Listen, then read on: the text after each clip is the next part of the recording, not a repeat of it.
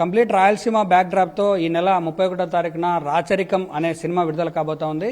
ఇప్పటికే cinema team చాలా వరకు అన్ని జిల్లాల్లో ప్రమోషన్స్ చేస్తూ ఇవాళ కడపకు వచ్చారు. కడపలో ఇందాకే మీడియా సమావేశం కూడా ఏర్పాటు చేశారు. మనతో పాటు రాచరికం టీం కూడా అందుబాటులో ఉంది. వాళ్ళని అడిగి అసలు ఈ సినిమాకి సంబంధించినటువంటి ఎలా ముందుకెళ్తున్నారు, ఈ సినిమాకు ఉన్నటువంటి మెయిన్ ప్రధానాంశాలు ఎలా ఉండబోతున్నాయని వాళ్ళని అడిగి తెలుసుకునే ప్రయత్నం చేద్దాం. మనతో పాటు హీరో విజయ్ శంకర్, అలాగే హీరోయిన్ అప్సరా రాణితో పాటు డైరెక్టర్, ప్రొడ్యూసర్స్ కూడా మనకు అందుబాటులో ఉన్నారు. వాళ్ళని అడిగి తెలుసుకునే ప్రయత్నం చేద్దాం.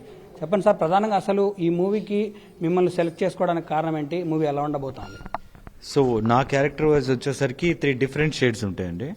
సో 3 డిఫరెంట్ షేడ్స్ ఉండడం వల్ల మా డైరెక్టర్ గారు నా ప్రీవియస్ మూవీస్ చేశారు. ఈ క్యారెక్టర్ చాలా సెటిల్డ్గా అండ్ 3 డిఫరెంట్ వేరియేషన్స్ ఒకే క్యారెక్టర్లో చూపించాలి. సో నా ఆయన ప్రీవియస్ మూవీస్ చూసి నేను ఇది చేయగలను నమ్మి, ఇది యాక్చువల్ చెప్పాలి అంటే పెద్ద పెద్ద హీరోలు చేయాల్సిన క్యారెక్టర్ అండి. బట్ నాకు రావడం చాలా హ్యాపీగా ఉంది and thank you so much sir.